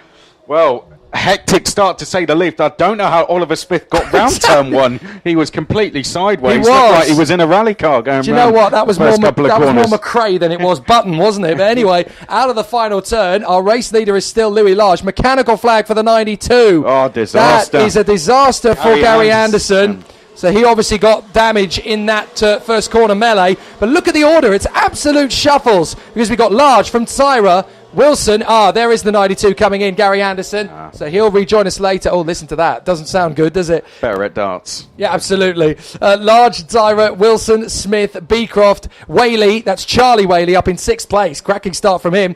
Chris Thomas, Chris Wright, then Rowley and Voss. Change for 5th. Charlie Whaley up the inside of James Beecroft was out, or is that a change Oliver for Smith? 6th? Yeah, it was. So Smith going backwards. Now Thomas is going to go for him. That means Beecroft's into 4th. Whaley is into 5th, and then Chris Thomas, having gone over the grass, is now 6th with the number 62 of Chris Wright. We were waxing lyrical, myself and Alan Taddeo, last night about Chris Thomas and how he might have expected to come into this and win everything as he did last year. But it's amazing how the rookies have come in and shaken things up. But then you've got a few other drivers who have really got the mix here. We've got yellow flags. Yeah. Now, who is that that's crawling through? That looks to me like it's going to be... Is it Tim Darlow? Or is it still Gary Anderson trying to come back in, I wonder? Because he hasn't actually come back into the pits yet, so I wonder if it's Gary Anderson still struggling to get his kart working. But anyway... Ross Meakin, I think. Oh, yes, you might be right. I think it is Ross Meakin. There he is going across the line, so... I wonder if it is Anderson just coming into the pits. Well, no, that was Ross Meakin. I think you actually was slow there. Okay, fair enough. Yeah, or you're right about Gary Anderson. Either or, we'll have Chris Thomas either defending or going past Oliver Smith. It's going past Oliver Smith at hairpin number 1, so the reigning champion up now into 5th place. Is that 6th place now? 6th place, yes. Well, that just I can't count. Can you think of a time when you could say Chris Thomas is up to 6th position? Only it's been a while, isn't it? Only if he'd spun at turn 1. Well, exactly. So he sort of did, didn't he? You see in the midfield battle we've got going on, there's a squabble of about 4 or 5 of them as they go through Bobby Game in mass, absolutely together. Fantastic stuff. Louis Large continuing on his 2 victories from yesterday with Jamie Tyra trying to breathe him down his neck. Wilson 4th, Beecroft 5th, then it's Whaley, Thomas, Smith, Vaus, Wright, Fifner, Alex Rowley. Alexander Luck has charged up to 12. He's made great use of these first 3 laps and has got himself right up into the top 12. And now he's lining up Alex Rowley, isn't he, as you said, so may even make that move in the first sector as we head down towards the first hairpin. I can see Alex Luck. He hasn't got past Alex Rowley yet, but further up the road, that is Oliver Smith losing a place to Lucas Vos. So Vos is now into 7th place as they head out of the second hairpin. See, this is the Lucas Vos we expected to see yesterday. Yes. He is starting to charge his way forward, and he's really starting to jog on now. This is brilliant stuff. Tony Dickinson, meanwhile, is making up places. He's made up about 6 positions off the start, so he still doesn't really have the speed I expected him to have. I thought he'd be up there with Marcus Basley, who's in 13th, just in behind Alexander Luck, but he just doesn't seem to have any pace at all, the man who finished 3rd last year. He's really struggling at the moment, but let's see if he can change that round as we progress through this first final and heading towards final 2. Chris Thomas is looking good for pace at the moment. He's trying to go past Charlie Whaley at the moment as they head over the Litchfield Bridge, but I think Lucas Vos was trying to move on Chris Thomas. Yes, he has. He's got Chris Thomas. And yellow flags over, underneath the bridge now. Who was that? That's run into problems. We've had someone drop all the way to the back of the field, and we'll pick up who that is as we see them come through the Sadler? first split. I think it might be Sadler. It's either that or is it Daniel Sadler's Martin? dropped a long way down. Sadler had a terrible first sector. Yes, so you're right. Adam Sadler drops a long way back. So I think it was him who came off there, unfortunately. He's got going again, but he's had a terrible first sector. Meanwhile, still battles everywhere you look. And drivers taking some big risks. This, of course, being the first final. They're going for it. And a warning going to Dan Martin, who is just behind Sadler. So I think that tells the story of what happened there. Up the inside goes Beecroft. Beecroft storms his way past Jason Wilson. And Beecroft up into the top 3. He's going to love the fact that he's in the top 3. And Chris Thomas is outside the top 6. That is a big feather in the cap for Beecroft. Yeah, at the moment, Chris Thomas 3rd in the championship. So Beecroft is down in 9th, having struggled in the heat. So we've still got the other final to go, of course, but that's how it stands at the moment. Alex Rowley being passed into the first hairpin. That's James Moorcroft, I think, making a move after his first lap skirmishes. He's making a good recovery. He took with him there, I think, the number 4 of Alexander Luck. So Alexander Luck now up 11 places. Great work so far. Moorcroft, by comparison, Luck is up 11 places. Moorcroft is down 11 places. It's an absolute disaster from his point of view, and things could not be going any worse, really. Large, however, is still absolutely monstrous out front. 62, warning flag. That's Chris Wright.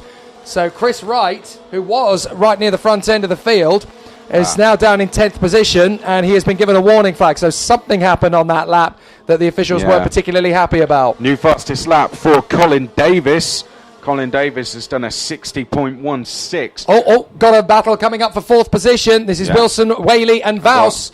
Oh, no, sorry, that's Vaus. Vaus making the defensive move on the outside to stop a move coming from the 56 of Charlie Whaley. But Thomas is in that mix as well. So that is for 4th position. Yep. Wilson has dropped a long way down by the look of it. Where's Wilson gone? Jason Wilson. Is he still in 4th place? Have I just missed him somewhere? Yes. The reason I missed him is because Louis Large is so far up the road. Yeah, that's the reason why. He's 2.5 seconds clear. I didn't spot him, so apologies there to Wilson. It was Whaley, Vaus and Thomas battling away over 5th position. Tyra still 2nd. Beecroft is trying to get away from Wilson. Then we've got Vaus now up to 5th in front of Whaley and Thomas. Chris Thomas setting up Charlie Whaley. Here we go for the move under the bridge. Well, Charlie Whaley just about defending. Well, Chris Thomas they've got to be careful because behind them they've got the O plate, Joe Fifner, who's just set the fastest lap of the race. So Fifner, he's on the form. There he is, just coming off the turn 5, and Thomas has seen him. So he looks back and he knows he's there. We've got enough up at the top of 5. So one of the big names has gone from the top 10. Somebody's not come through. It's Chris Wright. Chris Wright is stranded there. He manages to get the car going again, but Chris Wright has not come through. He's dropped down from, where was that, 10th place. Oh, look, Alex Rowley slowing up out the second hairpin. And, the number 5, Marcus Basley, caught out in all of that. Oh, dear, oh, dear. Saw a couple of changes being made out of the second There was an hairpin. absolute squabble as they came through together. Really exciting stuff. An amazing battle as they come across the line again. Louis Large heads the field. They come through. Jamie Tyra in second position. Then Beecroft, Wilson, Vaus. And then we've got the battle for sixth position. And there's three of them in it. It's Whaley, Thomas and Fifner. Side by side. That's a move from Luck on the inside there. Gets the move on Oliver Smith. Up in the ninth position. Cracking move out of the final turn to go down the straight. And it looks like another move as Thomas tries to make the move there on Charlie Whaley because he knows he's through. he's through. The next through corner. 5 and Fifner gets through as well. Yeah, good move that over the bridge into the right-hander. Chris Thomas makes his way now up one more place, so he's into sixth place then. But as you said, Joe Pifner, the one moving forward as well. Alex Luck, what would he be now? Up 14 places for Alex Luck as he breaks into the top 10 for the first time. So he is recovering his weekend very well at the moment as we are into this first final. We only have just under 3 minutes now remaining. Your biggest movers so far are Alex Luck, who has gained 13 places in 10th, and Tony Dickinson, who has gained 10 places. Across the line then, Louis Large has checked out, of course, just shy of 4 seconds is his lead over Zyra, who is being caught by James Beecroft. Then it's Wilson, Vorse, Thomas Pifner, Whaley, Luck, Smith and Moorcroft just outside of the top 10. 3.9 seconds is the gap between Louis Large in the lead and Jamie Tyra in second place. But fair credit to Zyra, who has put himself in exactly the right position to get as many points as possible. So we're just looking at the Virtual Championship on the Digiboard, so you can follow it as you go if you're here at the side of the circuit. If you're watching at home or listening at home, you can do it via the Super One live timing at taghoyan-timing.co.uk. And if you're around the circuit, the Virtual Championship is on the big screen. And of course, as they go through the left-hander, the drivers can see that as well, so they'll know what the implication is. And think about this, they're doing this at a top speed of about sort of 80, 90 miles an hour. They're trying to work out exactly what they need to do to move up the championship and who's where. So they're doing those calculations as they zoom around. You can't quite see the points, but you can see where you are in that Virtual Championship. So for those of you around the track, if you want to see what's going on in terms of the Virtual Championship, it's on the big screen there, just between hairpin 1 and the chicane. New fastest lap for Chris Thomas, 60.04. They're very nearly under 60 seconds now. And Chris Thomas is trying his best to shake off Joe Pifner and get onto the back of Lucas Vaus. But Zyra's under some pressure now. Zyra is going to be challenged by James Beecroft for this second place. Zyra was looking a little bit defensive out of the first hairpin, moving slightly across. That's going to compromise him. He doesn't want to battle too much. Louis Large has already disappeared out into the distance. Victory is sealed for him. But with just under a minute plus 1 lap to go, there's going to be 2 laps to go at the end of this one for Louis Large. But the battle is now on for second, and it's Zyra defending from Beecroft. Wilson's not far away, and neither is Vaus. Yeah, Jamie Zyra had a really good start, but he is dropping away as we get to the end stage of the race, and now he's going. Oh, goodness me! Well, that was Zyra going down into the first corner. Beecroft nudged him, and Beecroft shaking his fist at Zyra. Does he think he brake tested him or something? That's a worrying one. It looked to me as if he slowed up, but well, I think a change for fourth. Is that over the bridge? No, it wasn't. Yeah, but, look, Beecroft is shaking his fist at Zyra down the straight. You brake tested me. Well, now he's got a front fairing penalty. I think he knows it. Oh, yeah, and he's shaking his fist. Look, we got to put a protest against this guy. He brake tested me. He did that on purpose. He knew I was coming after second position, and he is absolutely furious. Well, they're not running cameras, so how are we going to know? You could cut the tension on that circuit out there with James Beecroft in the cart with a cricket stop right now. Absolutely amazing. That is unbelievable. Just so much fury from him. Watch him as he comes past the pits. They go into the last lap. Louis Large, Zyra down the straight, and look, gesticulating wildly. Look what he did. Did you see that? Oh, he is absolutely enraged. Yeah, well, I'd hate to put any blame on Zyra, but it did look as if things just slowed down. It's very suspicious, isn't it? It's a flat-out corner, and things just did seem to slow down. Oh, and he's done it! He's got him! Shoved him off over the bridge! Anyway, he's mugged him off, and now he's actually he's done in the same thing! They're shoving each other down the straight! This is ridiculous! Thomas is caught up in it! Oh, this is silly, guys! You should not be taking the rule book into your own hands! Zyra's trying to kick his back out! Unbelievable! They're taking each other off!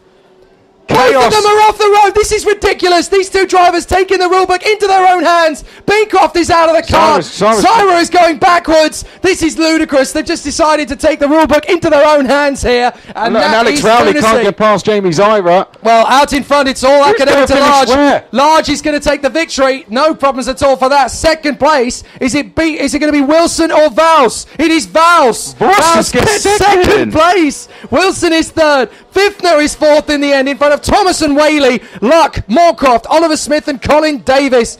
Well, to be fair, I think I'm there might really be some disappointed with Beecroft. There's going to be some people going home after that, I think, because the thing is, James Beecroft absolutely ridiculous. And Jamie Tyra, that was very silly. The thing is, whether he did it on purpose or not, you cannot take the rule book into your own hands the way he did. It's just lunacy, because you've got to let the officials do their job.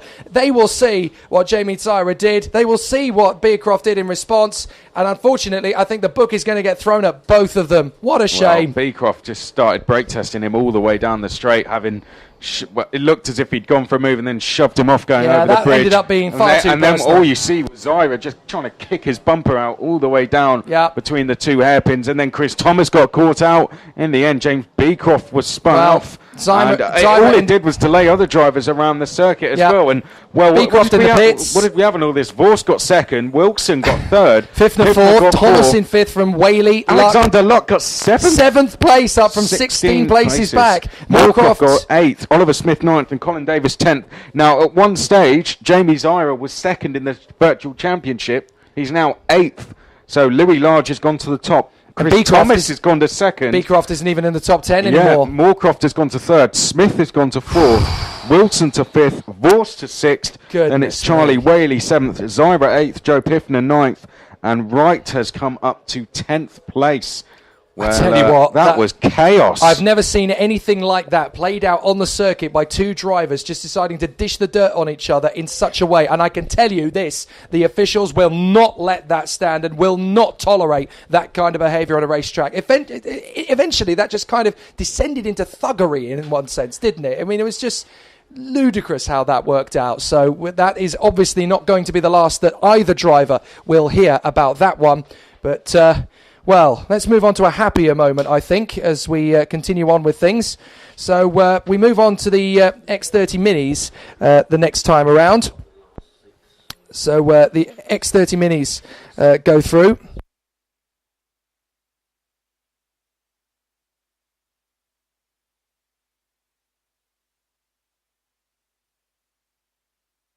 So the X30 Minis are next up, and that is Josh Rowledge and Josh McLean. Sorry, I'm still reeling from that. I mean, I don't see that very often. That was more sort of... that was more brisker F1 than it was. It's gonna Super 1 karting at that stage. Dear, oh dear. Wouldn't like to be in the pits. No, I don't want to be in the pits. I don't want to be in the steward's office. I certainly don't want to be anybody to do with that right now. There's just going to be so much tension. Anyway, let's move our attention to the Mini X30 because I have a feeling it's going to be cleaner. Anyway, we have Josh Rowledge and Josh McLean on the front row of the grid. Before we do, I mean, I've got to say, up until that point, the racing was pretty good. Stupendous, absolutely. It was great battling all the way through. Zyra had got himself into a great position there in second place and asserted himself quite well in the chaos of that first lap. Proof there that the outside line still very damp from that earlier downpour, so that was always going to be very tricky, and that's something that the Mini X30s have got to be aware of. The last two races, anybody on that outside line has just skated on over that grass, so they've got to be very careful how they judge the start of this race now. But up until the point when Zyra got caught by Beecroft, everything had been going brilliantly and the racing had been fantastic. But Zyra, it has to be said, you kind of have to be very, very suspicious about whether or not he brake tested him on the way into turn one, because as you said, that's a blind flat out corner. Beecroft was catching him on the speed, but should not have caught him that quickly. So it's a little bit suspicious, and Beecroft, I suppose, had a right to feel aggrieved. What he didn't have the right to do was then take the rule book by the horns there and actually go for it on the back straight by brake testing him in retaliation. You don't retaliate, you let the officials do their job. That's what they're there for. So it got very messy without any reason for it to at all. Right, we'll forget about that now and move on. Yeah, well, we got the result, and it may change and change. Yes, again, I think it will change several times. Yeah. Mini X30, Josh Rowledge and Josh McLean on that front row of the grid. Aaron Walker and Rashan Chigarimbo on the second row with Ivan Lomliev and Jacob McComb, Jessica Edgar and Dan Bolton, and then we have Matthew Higgins and Harvey Ryby with Oliver Duffel and Freddie Tomlinson. This will be an interesting one because we've had a couple of penalties handed out. Bolton should ultimately have been on the second row of the grid. He got a front fairing penalty, apparently in an incident with Chigarimbo, so we'll have to figure out how Chigarimbo's going to go. Yeah, well, that was supposed to be row 2, I think, wasn't it? Both Walker of the Bolton. KMS guards were supposed to be row 2. A docking front fairing penalty has dropped him down, but now as Josh Rowledge leaves the pits, the X30 Minis, it's of course not a full championship really for X30 Mini this year. This is a sort of a test of the waters, if you like, and they're doing a grand job. Yeah, well, let's look back to the results yesterday. I mean, the second heat in particular was very good because it was just under 2.5 seconds between the top 7, and really any one of them could have been in the top 3. But the results yesterday, of course, Josh Rowledge going off pole, got a second and then a win after qualifying pole. So he's going to start this one from pole position. The other win went to Josh McLean, who was first and second. So identical points for those two, but it then went to the qualifying result, which meant Josh Rowledge takes pole. Aaron Walker got a third and a fifth. Chigarimbo a fifth and a fourth. Ivan Lomliev got 27 points in the opening heat, much better in the second heat with third place. It was 2 6th-place finishes for McComb, who was very impressive. Jessica Edgar, 7th place. And then it was, of course, we have Daniel Bolton, who was fourth in that opening heat, a penalty in the second heat. He's 8th on the grid. Then it's Higgins and Ryby, Duffel and Tomlinson. So Matthew Higgins, by the way, this is his very first time at the circuit. Very true. He is doing a very, very good job. So never been here before, never done any testing here before. And I've got to say, it's very impressive that he's keeping up with pace of some of the leaders, because he's only about 4/10 off the quickest lap times. That's very impressive for the first time here. Of course, he's been doing some training in the British Esports Championship for Super 1, so that will have helped as well. And from a rally family. Yes, indeed. Lights out. Here we go. Straight into the lead goes Rowledge and McLean. Is there a little bit of slippery? Yes, Chigarimbo has gone straight off at the first corner and into third position. Trying to save it is Aaron Walker. Has he gone off on the far side? No, he saves it. What oh no, but someone's off. Someone's off on the inside of the banking. Yes, we have got someone there on the far side. Now, it's a bright red helmet. Who it is that's gone, I'm not entirely sure. Someone that's out the cart and is going to have to recover that one. Walker's saved it. He's lost a few positions, but he has Harvey saved Ryby makes it. a move up the inside going into the... sweet move from Harvey Ryby. That was a beautiful little overtake on the 75 there of Matthew Higgins. Duffel, I think it was, that came off. Yeah, Duffel is off. Oh, no, it weren't, because Duffel through the first... Oh, no. It might have been Duffel, actually. I think it is Duffel. Yep, 33 Duffel has gone off there on the far side. And, Josh Rowledge leads the way, that's a shame. From second place, I think, is Ivan Lomliev, and then it is Joshua McLean in third place, and fourth place, I think it's Aaron Walker still. Yes, it's Walker. He saved it beautifully. He got very wide through 3 and lost the back end. How he brought it onto the circuit without going off, I will never know. That was quite a save from Walker, and he'll be quite happy with that, because now he's in the battle for victory, and into the lead goes the 27. Lomliev has taken the lead from Rowledge and McLean. Walker's right in there as well in fourth place, so a great battle between those 4. 5 expected, because Chigarimbo's in there as well, don't forget. Oh no, it's Dan Bolton in fourth. And chain for third place, that's Dan Bolton going past Josh McLean. Dan Bolton taking into it to the leaders. Place. As now he's trying to line up Josh Rowledge, as Ivan Lomliev having to hit the braking zones before anyone else. So he's got the toughest job of all out front at the moment, and Aaron Walker trying to line up Chigarimbo. The Josh Rowledge. Lomliev got it slightly wrong on the way through the braking zone, and now Bolton's going to tighten up to the back of Rowledge. So it's Lomliev, Rowledge, Bolton, McLean in the top 4. Then Chigarimbo, Walker, Higgins, Ryby, Edgar, McComb and Thompson. And that's going to be a really interesting one. So that little battle towards the end there, Freddie Tomlinson trying to catch up with Jacob McComb. That'll be an interesting battle between those two. Yep, Freddie Tomlinson in 11th place. No Oliver Duffel. He's come off already and couldn't get the car going again. Oh, yes, we have someone off, and that is Ivan Lomliev. No, he's in the lead. Well, that's Daniel Bolton, who went off at the final corner. Daniel Bolton. Josh McLean was delayed as a result. So I'm not too sure what happened to those two, whether it was conditions or a move that was trying to be made. Did he just catch the curb on the inside and has now tumbled down to 9th position? The fact that both McLean and Bolton were off, I'm not too sure. I wouldn't like to suggest any contact was made, but either they both made the same mistake or something went on. But, well, either way, it looks like McLean is into 3rd place now, and Shigarimbo is up to 4th. So Shigarimbo's made a place and all that. McLean stays 3rd. Well, it's a real shame for Bolton, because I think these KMS boys have got under the skin of some of these established guards. You know, you've got Rowledge in there, you've got McLean, you've got Lomliev, 3 very recognised drivers, and these KMS guys, in particular Bolton and Walker, they've got under the skin of them a little bit. They are only meant to be here as a learning year. They're sort of building their craft, and they are doing a cracking job to actually get on the same sort of pace, and as a result, they're fighting higher than I think a lot of drivers expected them to be. Lomliev leading, Rowledge, McLean, Shigarimbo, Walker, and Ryby sets the fastest lap, a 1:04.83. Yep, best we've seen him go so far this weekend. But Shigarimbo, I think the one to watch out of the leaders. He's piling the pressure on Josh McLean as we exit the bridge. No warning flags going out, by the way, so that would suggest to me that everything that went on at that last corner was perhaps a mistakes being made from drivers rather than anything more serious.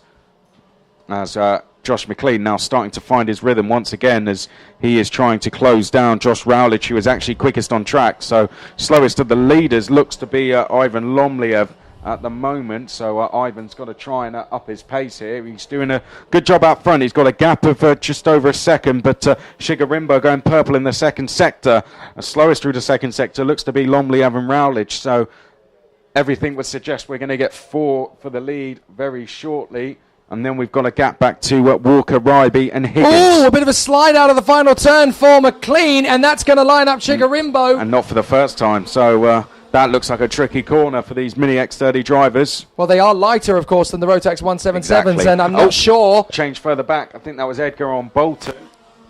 Oh, no, in fact, I think that was Bolton on Higgins, sorry. Yeah, Bolton makes the move on Matthew Higgins. And so Edgar gets closer. That puts him up into 7th place. So the KMS drivers, Walker, Ryby, Bolton, are now in 5th, 6th, 7th. Ryby working to move up the inside of his teammate there, Aaron Walker.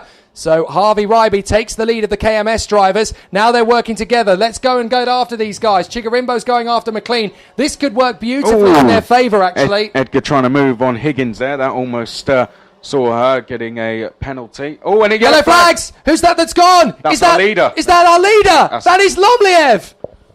Lomliev has dropped down, is that? Yeah, it is. He spun round, so that was... Well, how did that happen? Because Rowledge is now leading. Did Lomliev lose it on his own? Yes, he did. It would have been a mistake. They were nowhere near him. They were a second behind him. I think it started raining again. I think that might be the reason. Is there a little bit of drizzle? It's not heavy rain, but I wonder if Lomliev got caught out. Perhaps he dropped a tyre onto the grass in the braking or just took too much curb. Goodness me, the drama today. Lomliev is down to 9th position as a result of that spin. Rowledge is your new leader. McLean 2nd. Chigarimbo 3rd. Then it's Ryby, Walker and Bolton. The 3 KMS carts will now surely work together. Here comes McLean on the inside of Rowledge in the first hairpin to take the lead. So McLean passes Rowledge. And then Chigarimbo in 3rd position.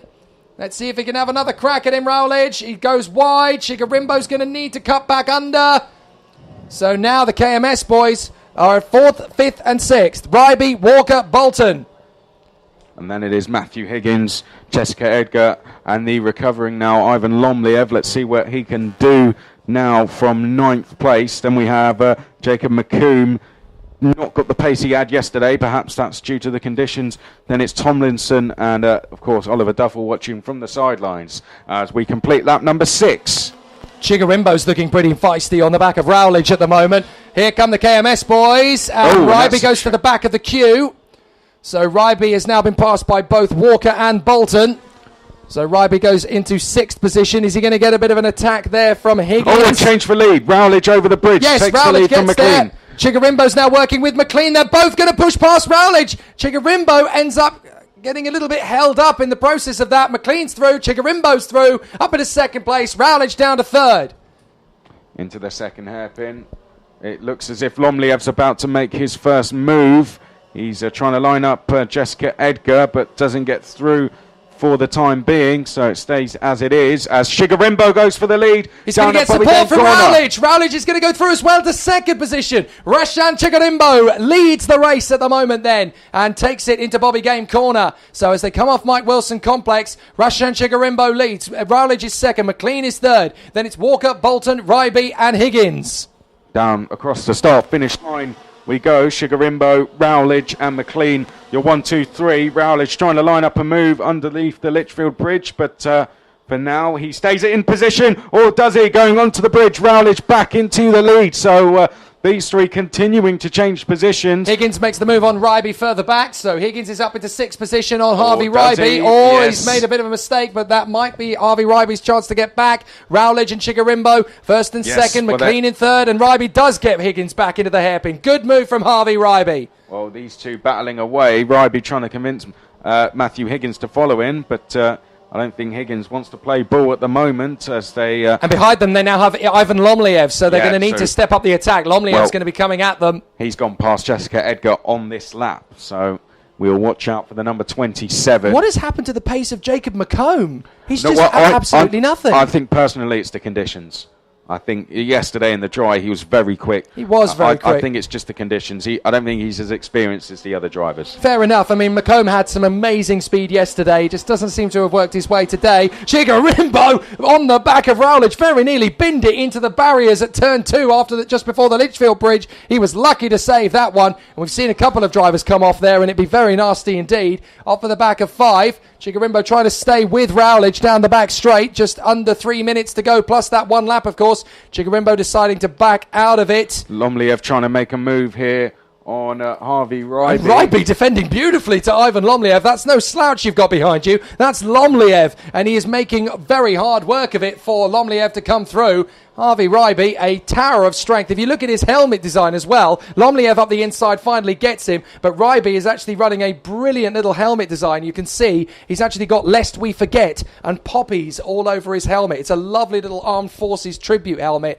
He's a very, very passionate young man, is Harvey Ryby. It's a great little character building season he's going to have there. But who is that in the mix with him? That is Higgins and Edgar getting back into the zone. Leaders across the line, and they're split by just under half a second. As McLean's closing up. McLean is tightening up on the pair of them now, so this is going to be definitely a three-way battle. Rowledge defending on the inside of turn 3 to stop Shigarimbo's charge. That backs Rashan into Josh McLean. McLean could have a go at him into the hairpin. Yeah, here we go. Josh McLean. Surely he's going to go through to second place if the door opens. Shigarimbo defends very well there. As behind, of course, we have Aaron Walker and Dan Bolton. Then it's Ivan Lomliev now up into 6th place. But tell you what, if the leaders keep furiously battling as they are, I wonder if we may just see the lead group extend. Well, it'd need an almighty battle for it to happen. Well, good work from Jessica Edgar. She's made the move on Matthew Higgins to move up into 8th position there. Now she's trying to go past Harvey Ryby. Well, she's going to have a job. Harvey Ryby's proving to be a bit of a brick wall at the moment. Lomliev really had to get his elbows out to get through. Now we've got Rowledge making a mistake out of the final turn there. That's going to give Shigarimbo a chance at turn 3, surely. Josh McLean, quickest on track, does a 102.38. Yeah, he's going for it. Into 3. There goes Shigarimbo. Rowledge made the mistake out of the final turn. McLean's going to get them both. McLean charges past both of them at 3. Magnificent move from McLean. He gets to the front. Shigarimbo in 2nd. And 3rd now Rowledge. But McLean pulled that overtaking move right out of thin air.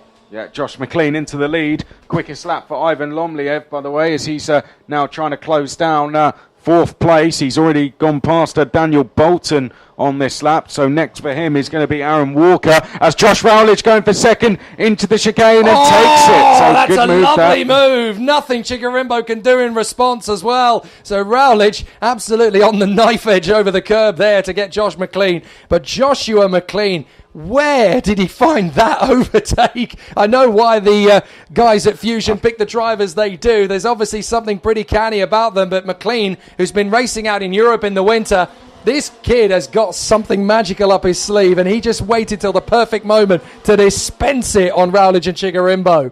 he's done very well. I mean, has really taken to the Mini X30 class, jumping up from the Honda Cadets, of course, and has just really taken to it very well as Joshua McLean. More rain. Dan Ashton tells us more rain coming down, so it's going to get trickier these last couple of laps. It's starting to get heavy. McLean defending either that or taking a wet line, but McLean's defending when he perhaps doesn't need to be, and Rowledge is going to close back in. Now McLean looks over his shoulder, and he's under pressure once again. I think that's just the lines they're having to take, perhaps. So it's 3 for the lead, and Rowledge is going to go for it down at Bobby Game corner. It's a Bobby Game corner, and he's through. Chigarimbo might get past both of them. He does, yeah. Oh, Chigarimbo has pulled off the same move McLean pulled on him at Bobby Game corner into the Mike Wilson complex. And Chigarimbo now leads as they go into the last lap. Any one of these three can win, and if they keep holding each other up, look who's up to 4th place. Ivan Lomliev has got past Walker, and he's charging after them. He's not given up yet. If it gets any wetter, he could be there. Chigarimbo defending, and he's left. Oh! Top goes Rowledge. Rowledge goes over the top of Chigarimbo, and Rowledge is off on the exit of 3. Disaster. Well, Rashan Chigarimbo, look at his NASA panel. He can't quite fix it at the moment, and Ivan Lomliev's going to steal second here, surely. He's going to close in, and he's going to go through into second place. Into second if he can, but Chigarimbo's trying desperately to hold him up. But well, I think he knows. He probably doesn't need to overtake, but he's going to do that. He's going to anyway. Lomliev forces his way through, and I think Aaron Walker may get a shot at 3rd position here as well. But this is an absolute disaster for Rowledge. It's game over on the last lap. Fortunately, he's out of the kart, and he is okay. I just want to stress that. He's got himself back in the car to finish. But here, out of the final turn, comes Josh McLean. McLean benefits from it all and wins the first final. 2nd place for Lomliev. 3rd across the line for Chigarimbo from Walker in 4th. Jessica Edgar comes through for 5th place in the end. Contact! Contact on the finish line!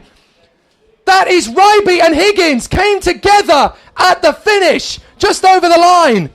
Ryby and Higgins collected each other, and that's big damage for Ryby. Goodness me, that is a big, big clout. Well, Marshall's talking to Ryby in the position of the kart as they came across the line together. Ryby just pipping Higgins to the flag. The officials are at the safety team is down there with him. That was a big check into the barriers, and you can see from the position the barrier has actually been moved out of line. That's a big shot for Ryby at the end of the race there. Goodness me, that was a nasty one. I think it's team and family getting down there. Yeah, the team are down there in position. Papa Ryby and the rest of the mechanics are down there just making sure that Harvey is okay.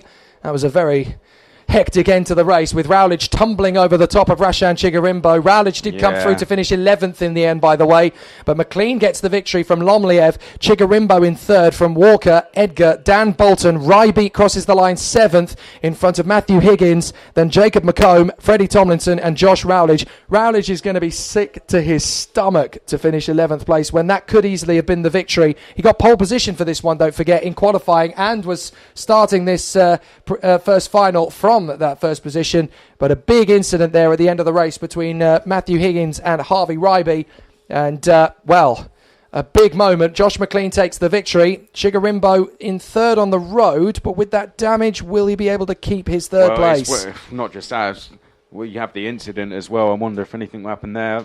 Perhaps he will be okay. It just depends whether the kart was safe by the end or not. So that'll be down to the scrutineers, of course. Well, you've also got to wonder the drive in that race, though, for me, has to have come from Ivan Lomliev. Binned it while leading, and then charges back to 2nd place on the last lap. Fair play to Lomliev. That has really done him a massive favour in terms of his battle for the spoils here this weekend. He now finds himself lining up, if there's no penalties for him, on the front row of the grid. Fastest lap of the race as well as 61.79 in very tricky conditions. We're just now repairing the barriers on the outside of turn 1, and I can tell you that the safety team is there with Harvey. He is talking with them, so it was a nasty knock, but he is okay. But obviously there's going to be a slight pause in proceedings now while we make sure that everything is okay. So while we do that, we'll take a couple of minutes to get a bit of air, because I think we need it after all of that. And then the next race after this is going to be the first final for Senior X30. We won't be long, folks, but it's drama here at PF. Hi, I'm Tom Ingham and you're listening to Downforce Radio. Hi, I'm Jacques Villeneuve, you're listening to Downforce Radio. Hi, I'm Bruno Senna, you're listening to Downforce Radio. Hi, I'm Chris Hoy and you're listening to Downforce Radio. Hi, I'm Landon Norris and you're listening to Downforce Radio. With 30 years of racing experience, Kato Motorsport regularly takes young racers to the top step of the podium at Super 1, LZM, Rotax Cup, Kart Masters and at karting clubs around the country. We provide race team services, driver training, kart preparation, awning space and more. Plus our drivers have gone on to race at the top level of British motorsport thanks to our tuition and guidance. So what are you waiting for? Head to katomotorsport.co.uk and join the success at KMS. Sharma provides a wide range of logistics solutions to cater for all your needs, from a two-man white glove home delivery to a full load covering the UK and Ireland. We have over 20 years experience in the logistics industry and maintain a large fleet of fully tracked vehicles and pride ourselves on our punctuality in delivering your consignment to its destination. So, whatever your delivery needs, call us now on 01652 638 317 or find us online at sharmalogistics.co.uk. Sharma Logistics, we can make it happen. For engine tuning and building you can trust, Shocks Performance can get you to victory lane. We are British and Scottish champions and we're always pushing to be better. We offer dyno facilities, engine tuning, ignition testing, reboring, machining, honing, carb rebuilds, you name it. We've got you covered. With years of expertise on Rotax, Coma, WTP, TKM and Formula Blue, we're the team for you. Head to shocksperformance.co.uk today.